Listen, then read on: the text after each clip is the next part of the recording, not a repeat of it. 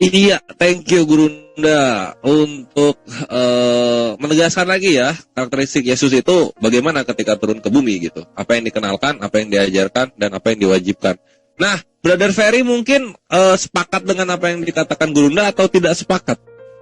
Ya, untuk bagian karakter, sifat yang harus kita teladani dari Yesus itu saya setuju sekali. Nah, tapi dalam hal tentang siapa Tuhan, siapa Yesus, mungkin kita ada perbedaan. Tetapi tidak masalah, karena di Alkitab pun banyak orang menganggap Yesus sebagai nabi, sebagai rasul, dan Yesus pun fine-fine aja. Gitu. Yang penting, apa yang dia perintahkan kita ikuti. Nah, kalau dia sudah bilang, akulah jalan kebenaran dan hidup, ya kita ikutin saja. Kalau tidak, ya tidak ada, ya tidak benar dan tidak hidup gitu. Nah, itu benar saya gitu. Nah, tapi apapun itu kita sepakati bahwa sifat-sifat dari Yesus sebagai manusia itu harus kita samakan, harus kita punya seperti dia, karena memang dia datang memberi contoh. Nah, apapun yang dianggap manusia mau dianggap sebagai rasul, utusan, nah tetapi kita percaya bahwa dia dari Allah, nah berarti kita harus ikutin. Nah, tapi kalau kita tidak mengikuti, apalagi dia cuma bilang, wah saya mah mengasihi Allah, saya mah menyembah Allah, saya mah rajin ibadah berapa kali sehari. Tetapi kalau masih membenci sesamanya, masih ngomongnya kasar pada orang, masih suka menghakimi, maka jadilah ahli Taurat. Yang Tuhan bilang, celakalah kamu. Nah, kira-kira seperti itu. Terima kasih Pak, dan waktu saya juga mungkin sudah waktunya, karena saya ada pelayanan ke rumah sakit jam 12. Saya ada perjalanan dari sini ke sana setengah jam. Ya, jadi saya terima kasih untuk undangannya, dan ini komunitas yang bagi saya sangat baik dalam berdiskusi. Nah, jadi bukan mencari perdebatan, karena memang saya tidak suka berdebat. Karena namanya iman itu bukan untuk diperdebatkan, tetapi hanya untuk dijelaskan, didiskusikan. Itu aja. Ya, terima kasih untuk semua. Kiranya Tuhan memberkati semua. Shalom. Iya, salam siang Brother Ferry. Semoga sampai ke tujuan, dan jangan lupa minum air putih karena sekarang sedang zaman Omikron. Terima kasih Pak, Tuhan berkati juga. Ya. Oke, kalau begitu Gurunda mungkin untuk closing statement dari Gurunda. Nah, baik. Jadi sahabat-sahabat, kita memahami bahwa sebenarnya ajaran daripada Kristen itu adalah ajaran yang baik. Ajaran yang baik dalam arti kata ketika ajaran Kristen itu menitik beratkan kepada ajaran kasih yang sesungguhnya. Hanya saja yang perlu diperhatikan di sini, seperti yang saya terangkan tadi, bahwa ajaran kasih itu bukan ajaran kasihan, membantu sesama, memberikan santunan, memberikan ceramah, memberikan khotbah. Bukan itu poinnya. Jadi ajaran kasih yang dimaksud Yesus di situ adalah melaksanakan segala perintah-perintah Sang Pengutus dan juga melaksanakan perintah-perintah Sang Utusan. Atiullaha wa atiur Rasul. Jadi kalau hanya sebatas ajaran memberikan santunan, memberikan ucapan-ucapan yang enak di kuping, Hindu Buddha juga menganut itu. Tetapi yang dimaksud ajaran kasih di sini adalah mentaati. Contoh misalnya, ketika kita punya orang tua, orang tua yang memberikan petua, memberikan perintah, memberikan larangan. Orang tua itu akan memberikan sebuah perintah-perintah, memberikan aturan-aturan main kepada anaknya.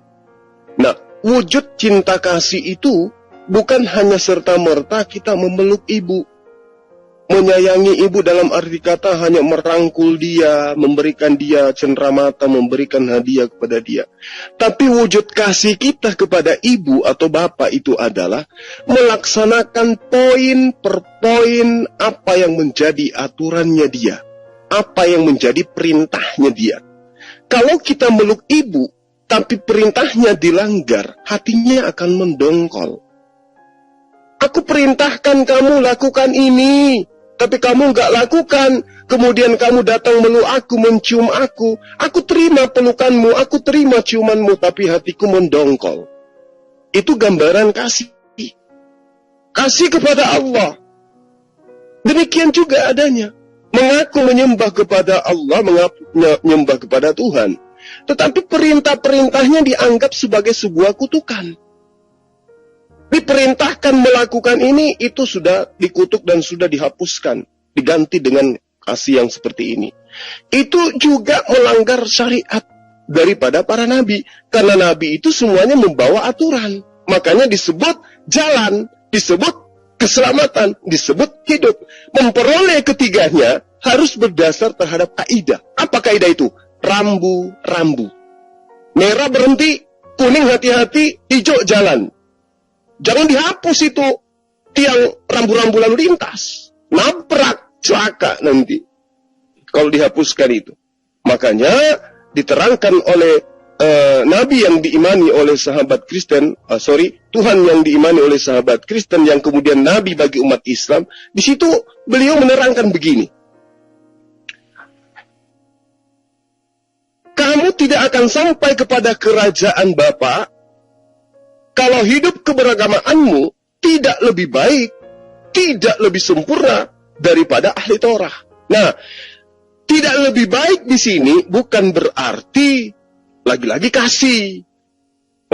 Orang yang memegang ahli Torah tidak kasih, dia suka memerangi, dia suka memerangi, dia suka menjajah. Kalau ajaran kasih yang lebih baik daripada ajaran Torah itu adalah tidak menjajah, menyantuni, membantu fakir miskin, mengumpulkan orang-orang yang ada kekurangan jiwa, penyakit jiwa, kemudian mengkhotbahi, itu yang lebih baik. Bukan itu poinnya, tapi yang dimaksud oleh Yesus adalah hidup keberagamaan yang lebih baik dari ahli Torah itu adalah ajaran yang kemudian belum pernah diajarkan oleh Yesus, kemudian diajarkan oleh Nabi selanjutnya. Ya diterangkan begini, masih banyak yang ingin aku ajarkan, tapi kamu belum sanggup untuk menanggungnya. Tetapi ketika dia datang, yaitu penolong lain, dialah yang akan mengajarkan segala sesuatunya, yang kemudian berkaitan dengan hukum-hukum, keadilan, dan pengisapan dunia akan dosa.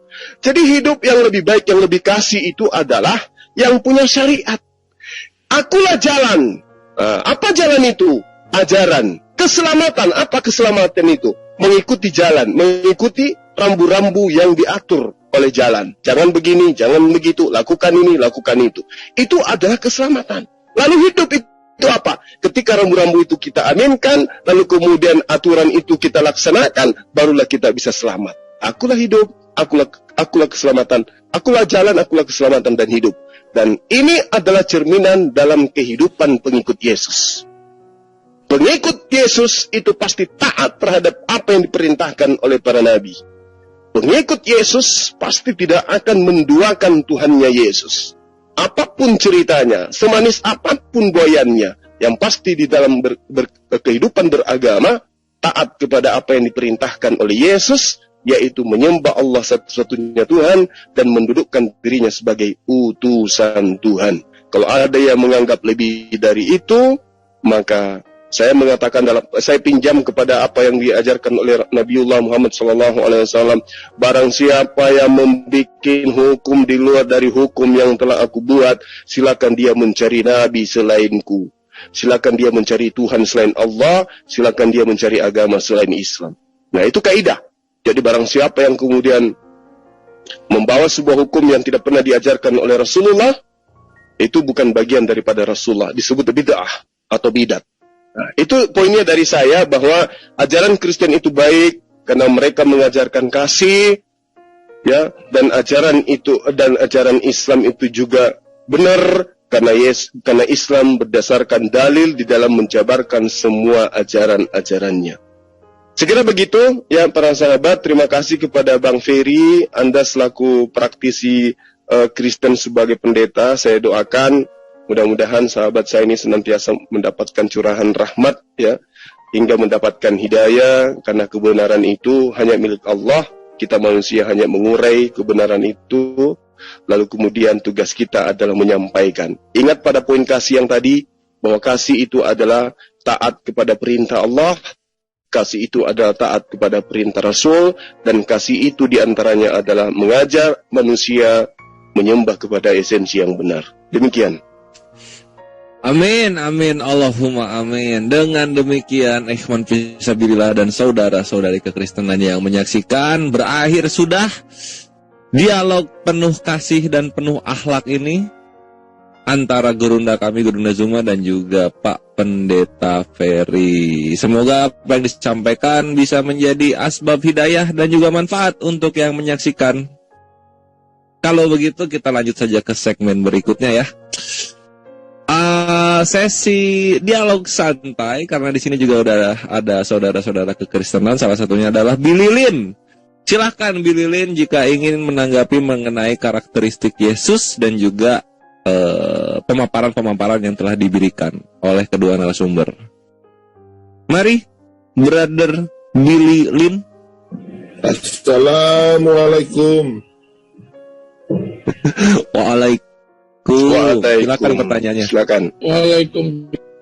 Terima kasih atas waktu yang telah diberikan.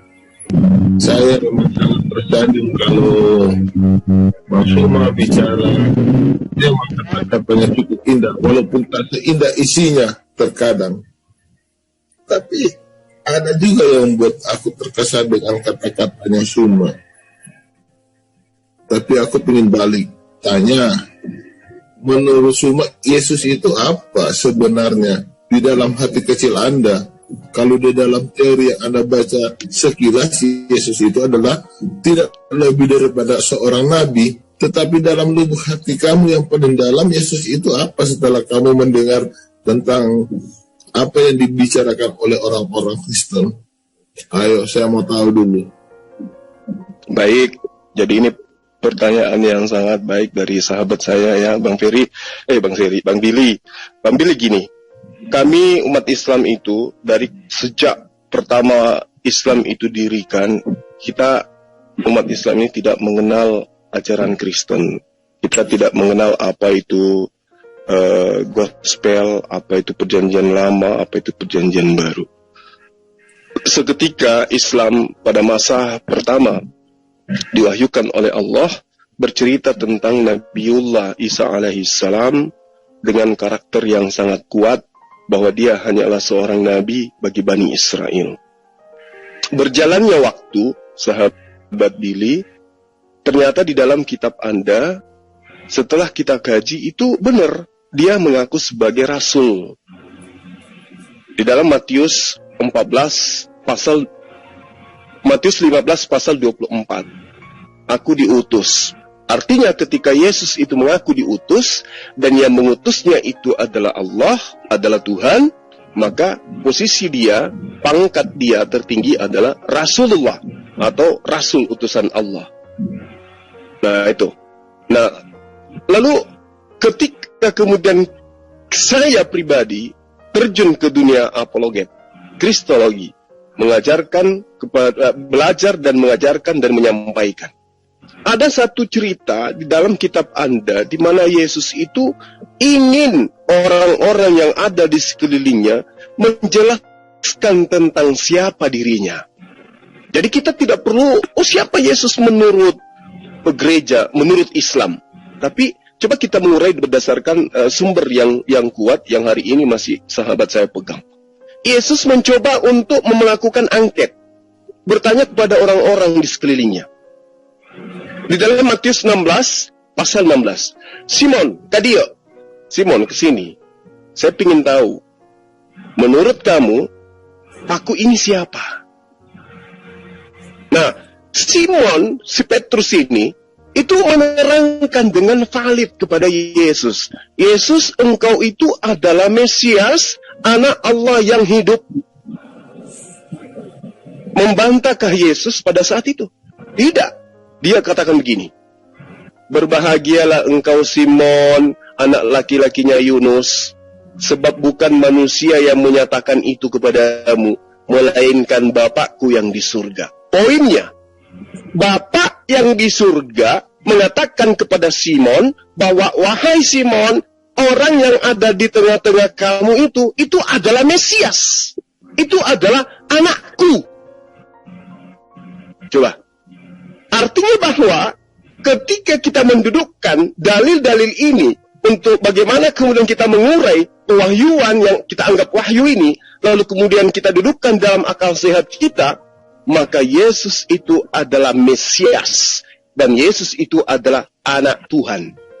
Anak Tuhan dalam perspektif pemahaman Yudaism, karena ini bukan Yesus itu pengajaran dengan Simon itu menggunakan karakter linguistik Aramaik, dan juga mereka dalam kehidupan tataran agamanya sebagai seorang Yahudi. Maka anak Tuhan yang dimaksud di sini adalah kekasih Tuhan. Kekasih Tuhan artinya adalah orang yang dekat kepada Tuhan. Orang yang dekat kepada Tuhan maksudnya adalah orang yang soleh. Orang yang soleh adalah orang yang benar. Orang yang benar adalah orang yang menjalankan perintah Tuhan. Maka Yesus menerangkan, Simon mengatakan, engkau adalah Mesias, engkau adalah Mesias, hamba Tuhan yang soleh, yang dekat kepada Bapa. Dekat kepada Bapa berarti anak. Nah, kalau dikatakan anak dalam arti yang sesungguhnya itu bahaya. Tapi anak di sini adalah orang yang soleh, orang yang taat. Dia adalah orang Muslim yang berserah diri kepada perintah Tuhan. Nah, sekarang yang jadi masalah adalah Mesias. Apa makna Mesias? Apa arti Mesias? Nah ini, Mesias ini apa? Apakah Mesias ini bahasa Yunani? Bukan. Lalu dari mana muncul kata Mesias? Kata Mesias itu muncul di dalam kitab orang Yahudi. Orang Yahudi dengan menggunakan bahasa mereka, iman mereka, lalu kemudian penjabaran konsep agama mereka terhadap Mesias. Mesias itu apa? Mesias itu adalah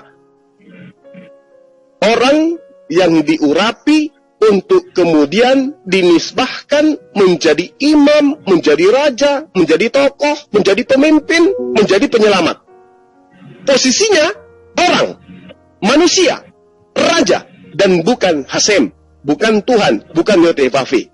Jadi Mesias itu adalah levelnya hanya nabi, levelnya hanya rasul yang diberi mujizat-mujizat kepada mereka.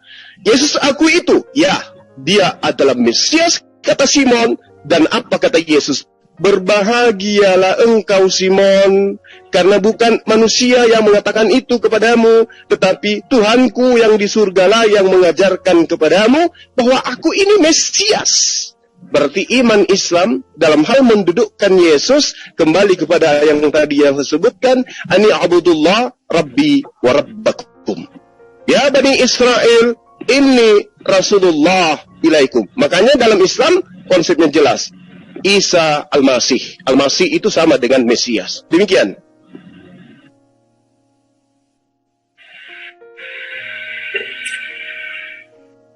Ya. Jadi Isa jadi Al-Masih atau yang dikatakan tadi Mesias adalah yang diurapi. Memang benar diurapi, tapi kepada orang-orang yang dikhususkan Allah. Yesus coba sebutkan salah satu nabi yang disebut atau dia mengatakan bahwa dia adalah anak Allah. Tidak ada satu nabi pun di dunia ini yang dinyatakan dengan gelar demikian. Apakah ada nabi yang disebut dengan sebutan anak Allah? Coba saya mau tahu dulu, ada nggak? Ya, baik. Jadi kalau berbicara mengenai anak Allah, ya, atau anak Bapa, itu tidak dikenal di dalam konsep Islam. Kenapa tidak dikenal dalam konsep Islam?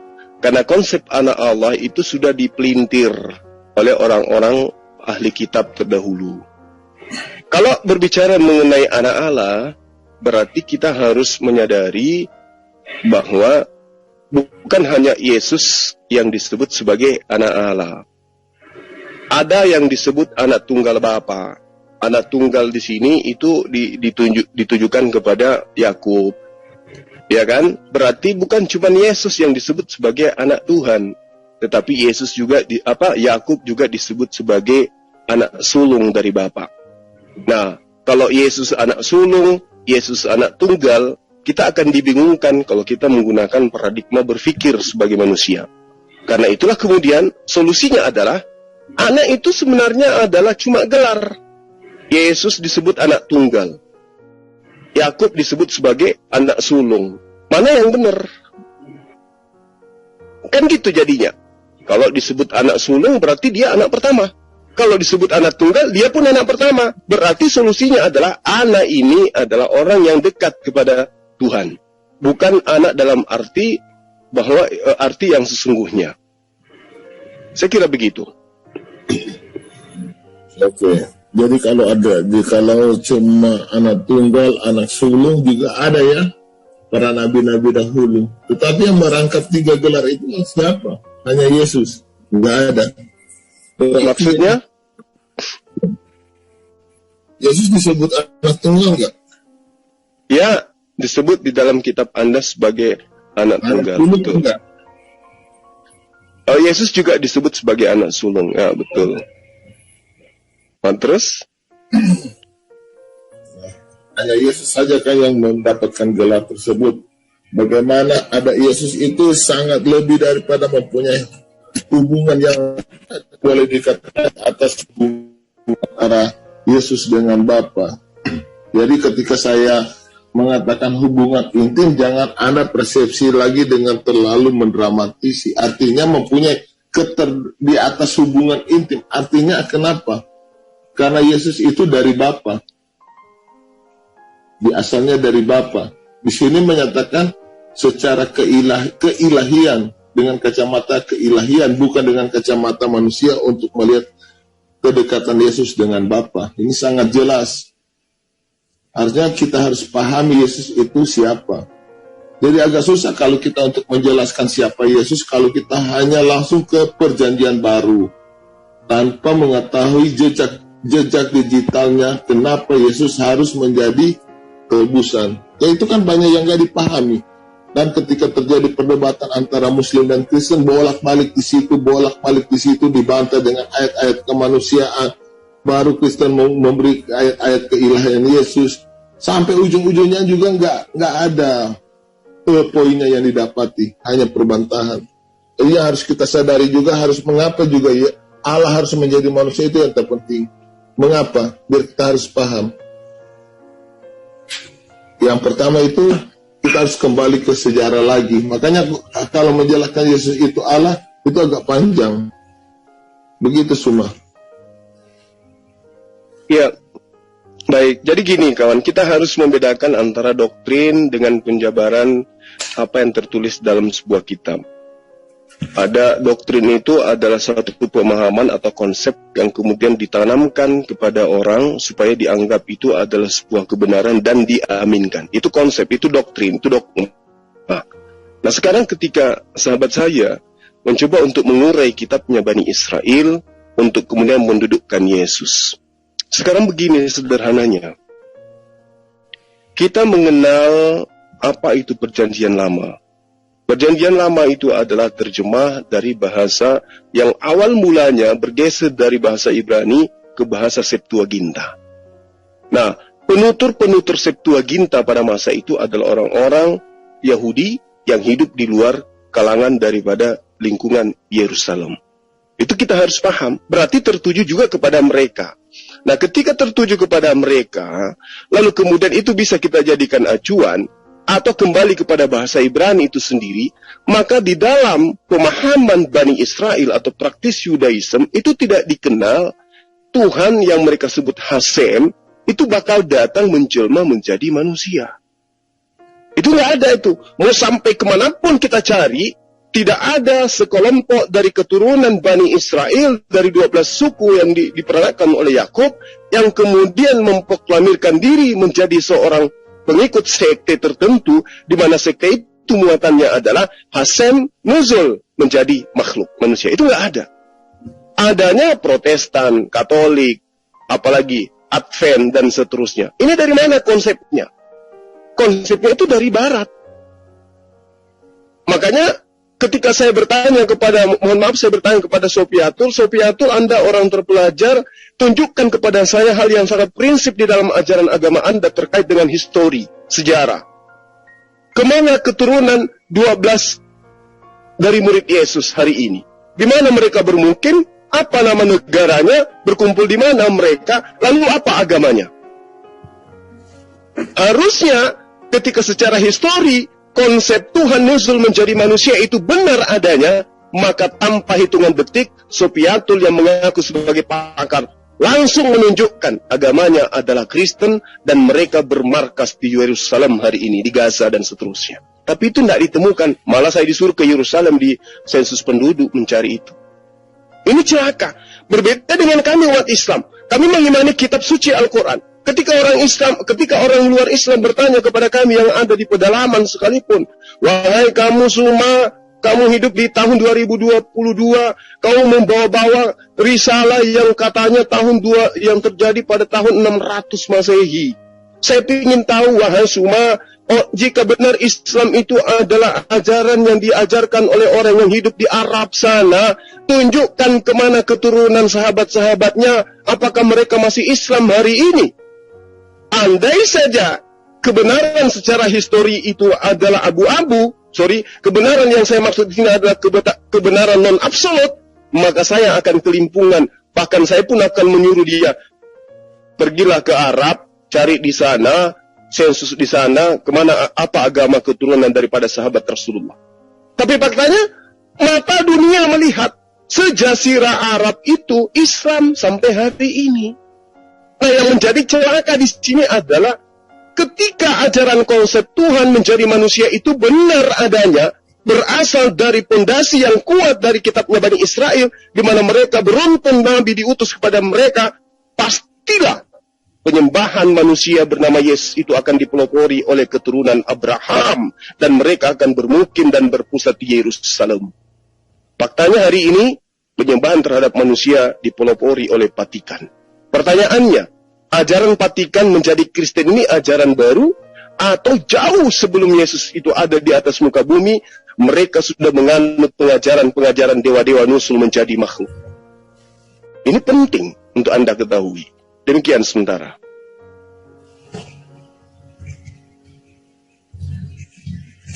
Nah, terima kasih infonya.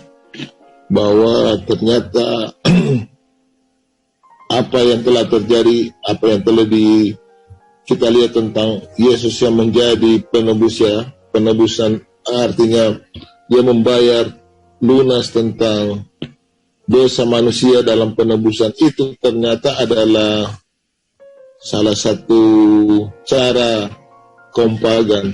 Ini adalah salah satu, dan saya baru tahu juga ini, Bro Suman. Terima kasih, Bro Suman, atas informasinya ini. Tunggu sahabat.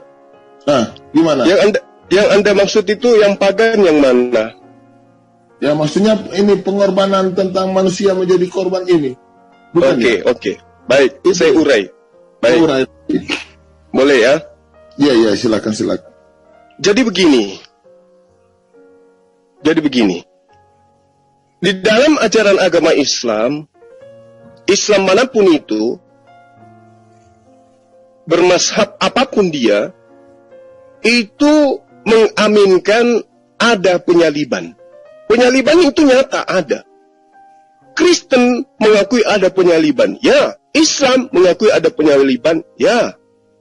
Yang masalah kemudian adalah pencipta langit dan bumi yang mengutus anaknya, yang konon kata Lukas, inilah anakku yang kukasihi, kepadanya aku berkenan. Anak yang dikasihi tidak akan mungkin dibiarkan kemudian mati di tangan penjahat. Makanya diterangkan di dalam Ibrani 5 pasal 7, di dalam doanya sebagai manusia, dia mempersembahkan doa yang bersungguh-sungguh kepada Bapa, dan atas kesolehannya dia berdoa agar diselamatkan dari maut, maka Bapa mengabulkan doanya. Ini poin satu. Kedua, di dalam pengajaran Lukas pasal 4 diterangkan bahwa jika engkau betul adalah anak Allah, buanglah dirimu dari sini ke bawah. Karena ada tertulis di kitab para nabi tentang engkau, tentang anak Allah. Jika benar engkau anak Allah, maka kakimu tidak akan terantuk kepada batu. Kenapa? Dia, sang Tuhan, akan mengutus malaikatnya untuk menyelamatkan engkau. Ada tertulis. Dan ternyata betul ada tertulis di Mazmur 91. Artinya bahwa ketika umat Islam mengatakan Nabi Isa atau Yesus mau disalibkan, tetapi ternyata yang disalibkan itu bukan Nabi Isa, tetapi orang yang disalib itu adalah orang yang diserupakan dengan Nabi Isa. Jadi penyaliban itu ada. Iman umat Islam mengakui penyaliban itu ada. Nah, kekuatan kemudian datang. Kemudian kekuatan apa yang datang itu? Kekuatan yang diimani, dan kemudian keyakinan yang sudah mendarah daging dari nenek moyang penjajah Yudea tanah kala itu, yaitu Kekaisaran Romawi, yang mengimani bahwa dewa mereka nusul ke atas muka bumi untuk menebus dosa manusia. Maka dijadikanlah kemudian orang yang disalib ini sebagai pengganti daripada dewa mereka. Ini yang terjadi. Makanya coba kita lihat kemana Paulus mengirim surat. Ke jemaat-jemaat. Jemaat apa rupanya? Bukankah di situ belum ada Kristen, belum ada gereja? Dalam arti kata belum ada konsep Trinitas dalam konsep yang baku. Kok sudah ada jemaat? Jemaat Roma, jemaat di Galatia, jemaat di Efesus, itu jemaat-jemaat apa? Jemaat-jemaat yang memang sudah memiliki keyakinan dewa nusul menjadi manusia. Apa buktinya? Coba kita lihat. Di dalam Kisah Para Rasul 11 itu. Ketika Paulus datang ke Antioquia, orang-orang di sana melantik dia, mengatakan Paulus dan Barnabas itu adalah dewa yang nusul menjadi manusia. Artinya bahwa orang Antioquia itu memang menganut konsep dewa nusul menjadi manusia. Nah, sehingga yang terjadi di permukaan ini adalah keturunan dari murid-murid Yesus tidak mengajarkan Kristen, tetapi pengajaran yang memang sudah mengajarkan dewa Horus, dewa Atis, nusul menjadi manusia, itu kemudian menerima konsep yang dijajakan Tuhan menjadi manusia, lalu dibawalah Yesus itu sebagai Tuhan. Digantilah Tuhan mereka dengan nama Yesus. Maka jangan heran kalau kemudian hari ini tentang Katolik itu berpusat di Eropa. Tentang Kristen berpusat di Eropa dan seterusnya. Protestan asalnya dari Eropa dan seterusnya. Ini kita tidak bisa menutup mata tentang itu. Nah, ini secara gamblang. Sekarang masuk ke dalam pengajaran. Di dalam Lukas 21, di dalam Lukas 21 di dalam 1 Yohanes 2 Yesus menerangkan begini. Penyesat itu memang berasal dari tengah-tengah kita. Jadi jangan cari penyesat itu di luar. Cari dulu yang di dalam. Yang di dalam itu, yang dimaksud Yesus itu memang berasal dari tengah-tengah kita. Tetapi tidak benar-benar, tidak sungguh-sungguh berasal dari kita. Tapi berasal dari keturunan Bani Israel dan seangkatan dengan Yesus. Nah, karena itulah kemudian di dalam pengajaran Yesus untuk waspada ke ahli Torah, tidak pernah dikatakan waspadalah kepada orang Arab, waspadalah kepada kabilah-kabilah Hasim, Hisam, dan seterusnya. Waspadalah kepada orang-orang Quraisy. Tidak ada itu. Yang diterangkan oleh Yesus kemudian, waspadalah kepada ahli kitab.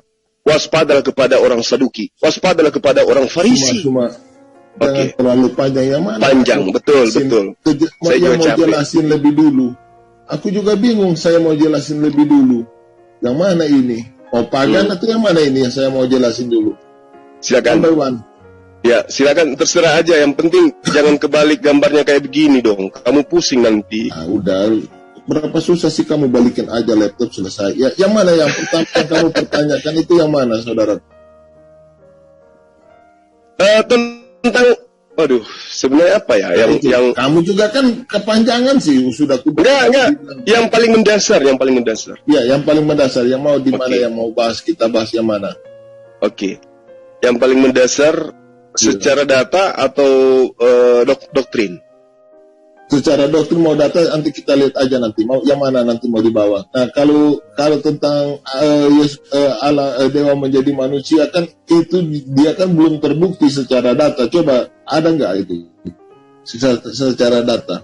Oke, jadi saya gambarkan begini. Kenapa orang-orang penganut paganisme seperti Romawi, Yunani dengan mudah menerima konsep Trinitas? Karena mereka sudah menganut ajaran Trinitas, tetapi mereka tidak punya kitab. Mereka tidak punya panduan. Mereka hanya menjadikan itu sebagai satu keyakinan secara turun-temurun. Tapi mereka tidak punya kitab. Tapi begitu ada surat Paulus, terjadilah kemudian ada yang mereka sebut dengan kitab suci. Makanya di kanon ditentukan yang mana mau dijadikan sebagai kitab suci. Barnabas kah? Kitabnya Thomas kah? Kitabnya Nikodemus kah? Filipus kah? Atau yang 4 ini? Ternyata yang lolos 4. Kenapa? Karena berkesesuaian dengan konsep yang mereka anut dari nenek moyang mereka. Itu poinnya. Nah, untuk mengetahui itu sederhana. Sebelum adanya Kristen, kamu percaya nggak kitab Barnabas? Gimana? Kitab percaya Barnabas? Iya. Kalau kitab Barnabas itu saya di dalam berdialog itu tidak pernah saya jadikan sebagai referensi. Oh, bagus. Kalau kitab apa yang kamu percaya? Thomas ya? Tidak ada. Saya tidak itu makanya saya bilang tadi, sahabatku, kami umat Islam itu tidak mengkaji kitab Anda untuk mengetahui tentang konsep iman kami. Tetapi kami mengimani Al-Qur'anul Karim, kemudian di dalam perdebatan yang terjadi, ternyata di kitab Anda juga yang bebas dibeli di mana-mana itu mudah kami miliki, di dalamnya berkesesuaian dengan apa yang ada di dalam Al-Qur'an. Yang mana yang sesuai dengan Al-Qur'an? Contoh, Yesus mengajarkan dirinya adalah utusan kepada Bani Israel, menyembah hanya kepada Allah, mengajak Bani Israel hanya tunduk kepada Allah, dan mengimani dia sebagai utusan bisa nggak Allah. Ayatnya bahwa menyatakan bahwa Yesus hanya diutus untuk bangsa Israel, ada ayatnya nggak? Matius 15 pasal 24. Kita buka Matius 15 ayat 24. Silakan. Kita selesaikan dulu ya satu-satu, jangan kepanjangan lah, nanti saya lupa nanti poin. Iya. Matius. Tapi jangan kebalik begini kepalanya, pusing. Dibalikin aja laptopnya, berapa susah sih. Saya pakai HP, kasihan laptop HP-nya kalau dibalik. Ayat 24 ya. Iya. Semoga saya tidak salah. Jadi sebenarnya ayat ini saya sudah jelaskan. Jadi kemudian hari kalau bisa nggak usah lagi pakai ayat ini lagi untuk menunjukkan bahwa Yesus hanya diutus untuk bangsa Israel. Yang pertama ini di mana Yesus diceritakan tentang kisah seorang yang tentunya bukan dari kaum Yahudi. Nah di sini kan Yesus jawab, aku diutus hanya kepada domba-domba yang sesat. Iya benar, itu 24. Tetapi perempuan itu mendekat dan menyembah dia. Seharusnya Yesus itu tahu diri dong, bukan Tuhan kok disembah, dia nggak nolak. Tapi itulah tuh manusia. Manusia harus tahu menyembah kepada penciptanya, karena seseorang yang berhadapan dengan raja-raja itu tidak pernah mengemis sembahlah aku, enggak. Tapi karena dia mengatakan bahwa itu adalah rajanya, ya mereka sering tunduk tanpa harus diminta. Oke, itulah yang sering saya katakan. Tetapi Yesus menjawab, tidak patut mengambil roti yang disediakan bagi anak-anak dan melemparkannya kepada anjing. Kata perempuan itu, benar Tuhan. Namun anjing itu makan remah-remah yang jatuh dari meja tuannya. Maka Yesus menjawab dan berkata kepadanya, hai ibu, besar imanmu, maka jadilah kepadamu seperti yang kau kehendaki. Jadi di sini Yesus ini dalam konteks menguji iman daripada perempuan itu. Dan yang sangat jelas di ayat 28 ini mengatakan, maka jawab Yesus kepadanya, hai ibu, besar imanmu, maka jadilah kepadanya seperti yang kau kehendaki, dan seketika itu juga anaknya sembuh. Dunia tidak mengenal Yesus, bahkan murid-muridnya saja tidak mengenal Yesus. Sampai Yesus pun naik baru mereka mengetahui siapa Yesus. Makanya Yesus mengatakan bahwa ketika mereka mengetahui Yesus itu siapa ketika Yesus diangkat, makanya Yesus berkata apa? Aku akan memberi kamu roh penghiburan. Tetapi roh penghiburan itu dibaca oleh yang lain bahwa roh penghiburan adalah seseorang yang kemudian hari yang akan menjadi nabi. Itu kesalahan yang sangat fatal. Karena mereka nggak paham soal bagaimana perkataan Yesus dan bagaimana tentang Allah Bapa, Anak dan Roh. Ini harus mereka pahami juga. Makanya saya katakan sesuatunya itu harus kembali ke sejarah. Kalau tidak akan paham. Karena kalau sejarah tentang kevalitan tentang firman Allah itu sebenarnya bukan pada kitab yang hanya merangkumkan saja, kan sebagian kecil agak. Jadi sebenarnya cerita-cerita yang kisah tentang ada di dalam Alkitab itu bukan sekedar cerita yang harus dirangkumkan aja atau hanya dipersingkat, nggak bisa. Karena kalau cerita-cerita itu dipersingkat, poinnya itu nggak akan dapat. Akhirnya seperti ini. Ketika harus ada penebusan, dipikir mereka itu juga ada lapangan, memang ada peristiwa-peristiwa yang mirip, tetapi semua itu nggak punya arti. Berbeda apa yang terjadi dalam konsep ketuhanan Yesus dan soal penebusan itu ada alurnya, ya ada keterkaitannya, bukan tidak. Nah, jadi kalau mau dikaitkan dengan pagan itu sangat salah. Karena kenapa? Pagan itu nggak punya dasar. Tetapi kalau dalam cerita-cerita tentang apa yang telah terjadi itu mempunyai dasar, ya. Seperti dalam kejadian di Taman Eden itu, bagaimana Allah bahwa dosa itu adalah apa? Maut. Nah, apakah kalau di luar orang-orang yang membaca Alkitab ini mengatakan bahwa upah dosa adalah maut? Maut itu apa sebenarnya? Maut itu adalah kematian abadi. Nah, di sini timbul dua persoalan antara pencipta dan ciptaan yang harus diselesaikan dengan tidak boleh diperwakilkan. Ini cerita kita kembali lagi ke sejarah di mana Adam dan Hawa dalam kejatuhan mereka. Nah, kalau Allah pun berpikir ketika terjadi kematian bisa saja mati. Allah bisa bangkitkan, bisa, bukan hal yang susah. Tetapi di sini kita mengenal Allah yang maha benar. Allah yang maha benar itu berkata ya di atas ya, tidak di atas tidak, dan dia menunjukkan keprinsipannya. Ya di atas ya, tidak di atas tidak. Jadi di sini Allah tidak mau melewati prinsip perkataannya, makanya dia harus melakukan penebusan atau membayar. Karena dosa itu adalah apa? Hutang. Yang harus dibayar dengan darah. Nah, ini juga harus dipahami. Makanya di zaman perjanjian lama itu, di zaman para nabi itu ada korban-korban sebagai penebusan atau penghapusan dosa. Nah, dalam korban penghapusan dosa ini atau dikenal dengan korbanot ini kan nggak dikenal oleh orang Muslim nggak tahu soal ini. Apakah Muslim tahu tentang penghapusan dosa melalui darah? Ini harus dipahami. Makanya kalau ketika dikatakan Allah harus menjadi manusia, harus musuh atau turun ke bumi, itu mereka nggak akan paham sampai kapanpun. Bang Zuma, kalau bisa sholat aja dulu Bang Zuma, sholat duhur dulu. Biarin kalau masalah ini Raja Asumsi biar saya yang jawab aja. Baik, silakan Bang, silakan. Saya rasa dituntun dengan baik. Saya rasa kamu nggak akan paham, Budi. Kristanya apa Budi ya? Sama aja sih suara kalian. Ini udah kemana-mana. Karena iman kami ini sama, maka suara kami sama. Si siapa masih ada di sini nggak? Si Ferry? Udah nggak ada, udah beda sesi ini tanya jawab dengan Billy. Walah, udah nggak ada tuh. Yang tadi. Ya udahlah, cabut. Thank you. Ini ya Billy bukan kelas Bang Julius Bang, tinggalin aja Bang. Jadi ini bukan soal kelas, Munir. Tetapi di sini saya itu nggak capek-capek memberi kalian penjelasan agar supaya kalian paham dan tidak sesat atau menjadi domba-domba yang hilang. Itu aja, Munir.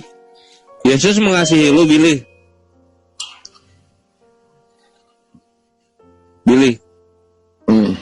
Yesus tanya aja. Lu yakin nggak pengajaran itu masih original atau enggak? Lu sekarang, dari mana? Oke, sekarang tuduhan-tuduhan tanpa dasar, tuduhan tanpa bukti, janganlah untuk belajar lah, untuk berbicara dengan bukti. Tuduhan kamu apa? Ayo. Gini. Saya mau tahu.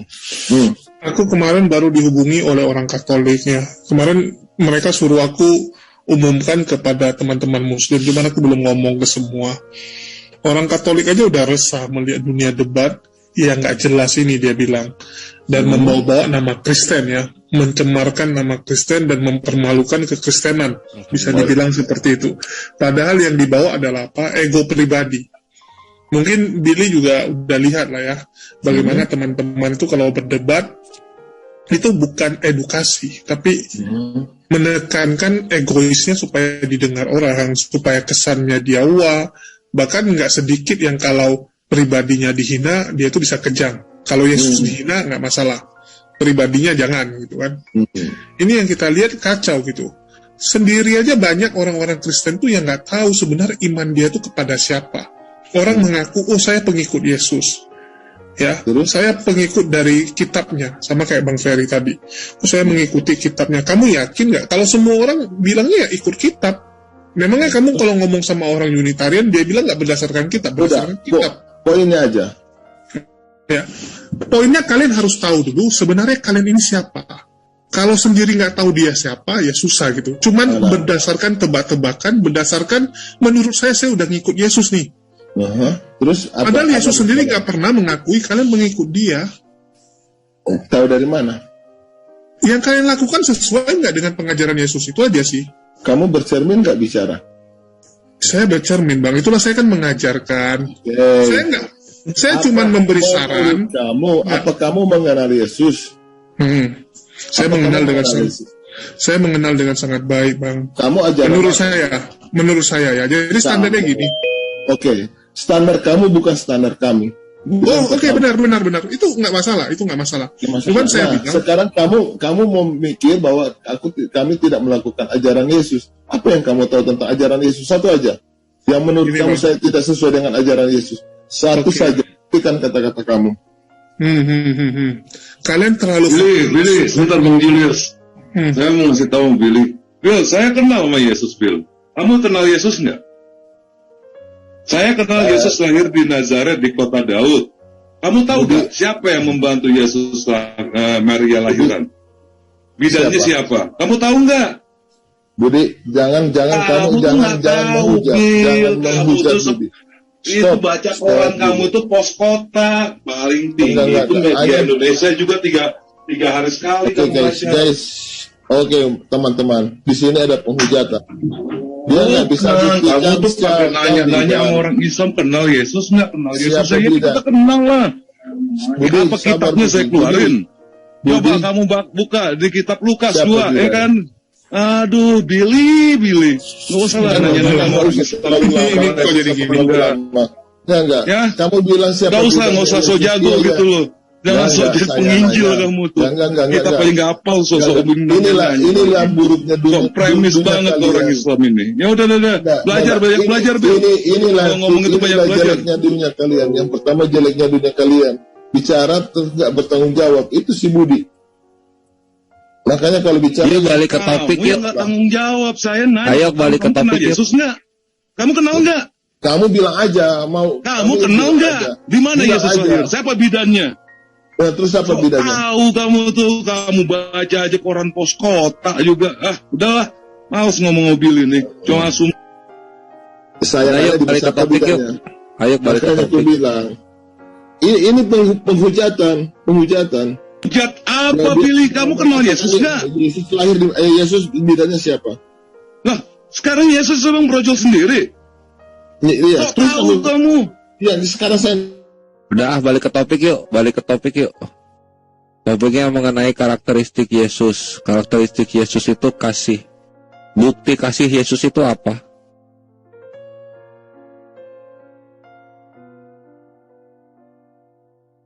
Buka mute-nya, Bililin.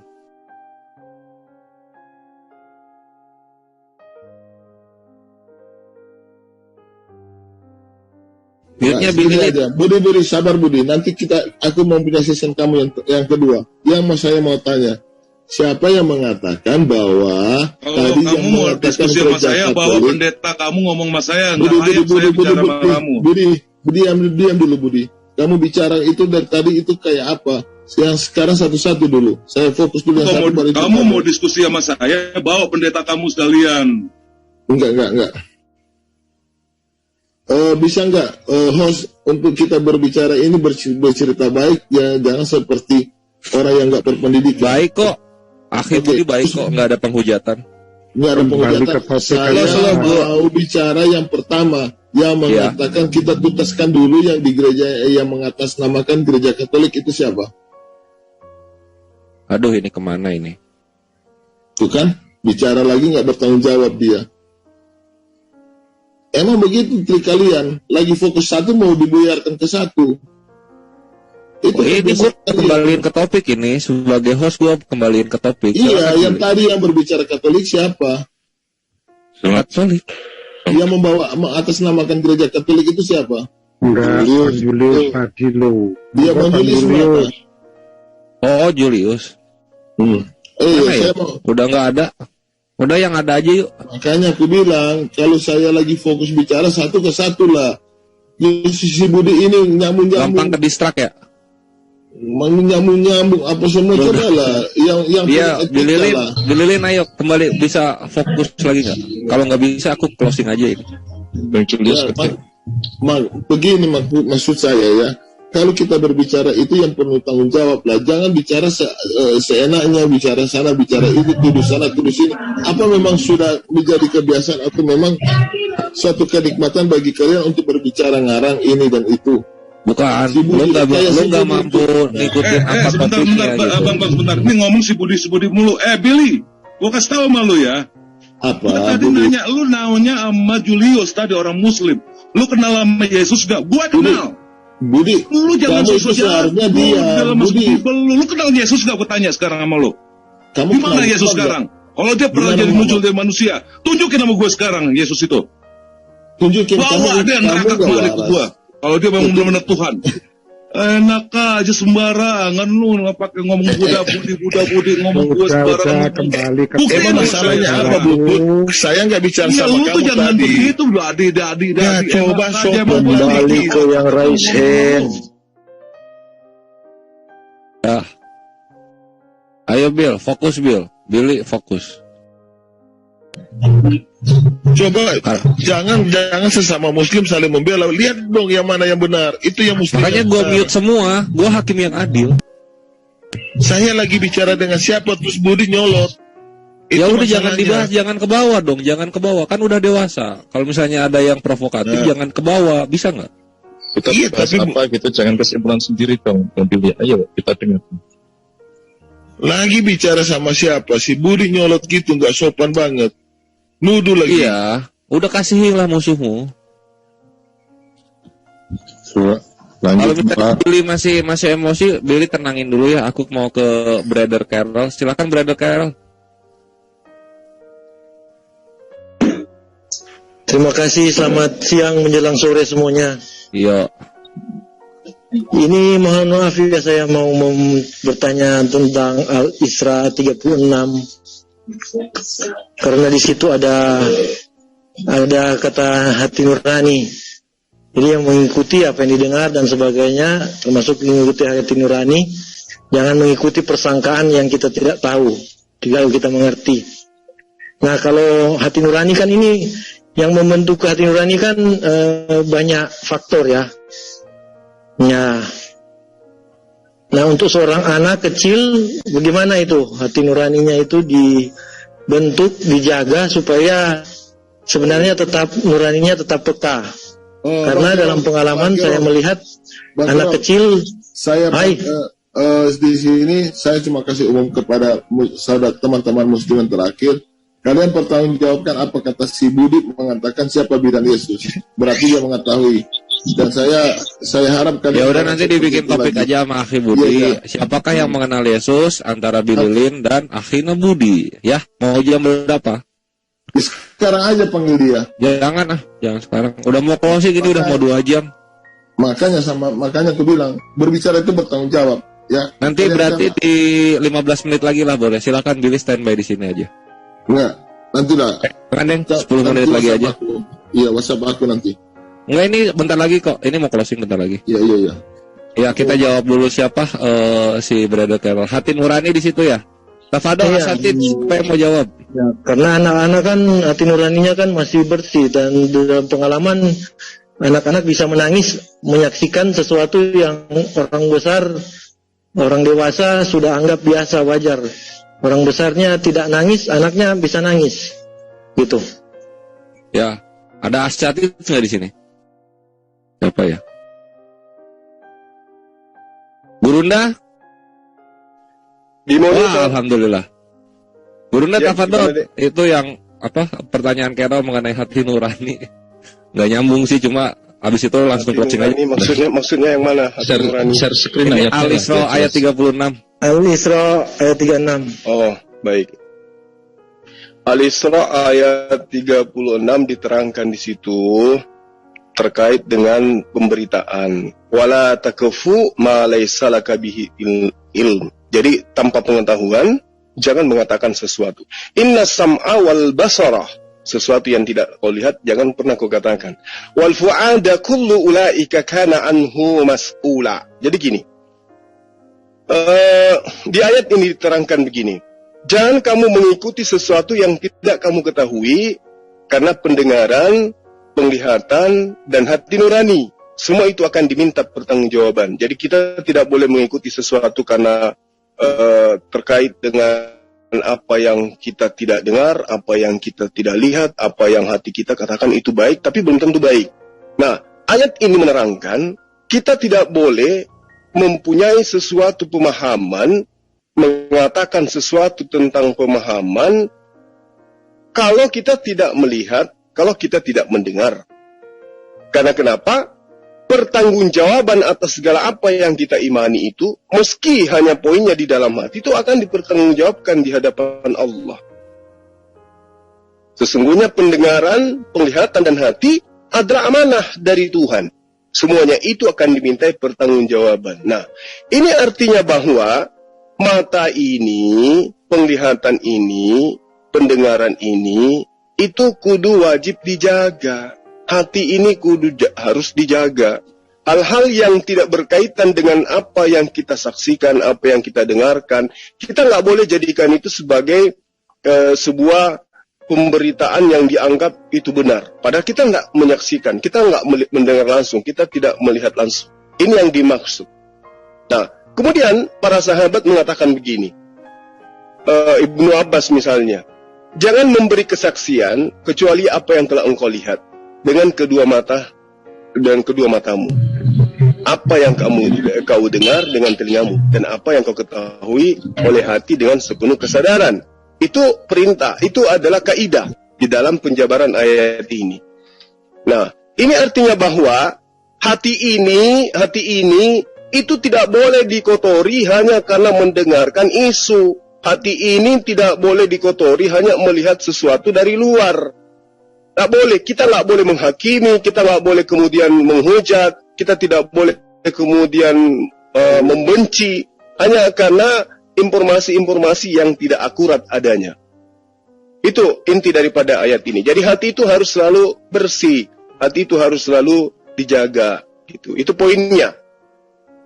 Makanya diterangkan di dalam surah Al-Hujurat ayat 12, wahai orang-orang yang beriman, jauhilah banyak dari prasangka, sesungguhnya sebagian prasangka itu adalah dosa. Itu poin daripada ayat yang ada di dalam surah apa tadi?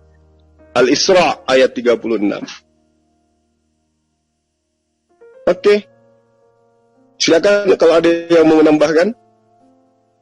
Ya, jazakallah khair Gurunda. Iya, itulah. Aku rasa jawabannya cukup jelas ya. Jadi di dalam ayat itu lebih kepada Islam itu berhati-hati dalam menyikapi suatu keadaan, berhati-hati dalam memberikan opini gitu. Jadi kalau misalnya orang udah banyak berdiam diri melihat suatu masalah, insya Allah itu Al-Isra sudah menjalankan Al-Isra ayat 36. Nah, demikianlah dialog kita hari ini ya, ikhwan fillah, semoga manfaat gitu. Kita sudah melihat bagaimana hukum agape dan juga hukum dalam berakhlak, dalam berdialog ini sudah kita terapkan ya, alhamdulillah lancar dan penuh cinta, bagus sekali. Jadi kapan-kapan Pendeta Ferry kita undang lagi, dan juga semoga ini jadi bahan renungan untuk kekristenan ya, bahwasanya Dialog itu nggak perlu hujat-hujat, karena kalau hujat-hujat kan kalau ditabuk balik kasihan, sedih kalian. Nah, kayak Pendeta Ferry lah, bagus itu. Sangat bagus, sangat ada adabnya, sangat kasih. Nah, itulah paling yang bisa kita sampaikan hari ini. Gurunda mungkin ada closing statement? Baik, sedikit deh. Tafadhol. Ya, jadi ketika kita berbicara mengenai kekristenan, sekali lagi saya katakan bahwa ajaran Kristen itu baik ketika pola pendekatannya itu adalah kasih. Ya. Tapi tolong digarisbawahi, baik belum tentu benar. Gitu ya. Baik belum tentu benar. Ajaran Hindu baik, ajaran Buddha baik, mengajarkan kasih. Tetapi yang saya urai tadi, kasih dalam perspektif pemahaman para nabi, termasuk Yesus, itu seperti apa? Di dalam Yohanes 14, dari pasal pertama sampai seterusnya, di situ Yesus menerangkan kasih itu apa sih? Kasih kepada Bapa itu poin-poinnya adalah 1, 2, 3, 4, 5, dan seterusnya. Kasih kepada sama manusia, poin-poinnya itu apa? 1, 2, 3, 4, dan seterusnya. Itu sudah diajarkan semuanya. Termasuk kemudian, liputan daripada kasih kepada manusia itu adalah menyeru manusia menyembah hanya kepada Allah, dan kemudian menyeru manusia mengimani Yesus hanya utusan Allah. Itu wujud kasih kepada sesama manusia. Wujud kasih yang tidak yang salah menurut pandangan daripada para nabi adalah mengajarkan manusia agar berbuat baik, tetapi ending daripada kebaikan itu adalah menyembah selain daripada Allah. Itu bukan kasih itu. Itu mengajak manusia kepada kemungkaran. Jadi ajaran kasih adalah mengajarkan manusia taat kepada perintah-perintah Sang Pencipta langit dan bumi, dan kasih kepada manusia adalah mengasihi manusia dengan mengajak mereka menyembah hanya kepada Pencipta langit dan bumi dan mengimani utusan-utusan Tuhan hanya sebagai rasul, tidak lebih daripada itu. Itu poin daripada kasih. Hablum minallah, hablum minannas adalah atiullah wa atiur rasul wa ulil amri minkum. Itu poin daripada ajaran kasih. Jadi kalau misalnya ada sekarang yang mengatakan, aku mengasihimu, maka aku memberikan kamu racun agar kamu mati. Itu bukan mengasihi itu. Mengajarkan kamu untuk sama-sama kita menyembah kepada yang bukan Tuhan. Itu bukan kasih.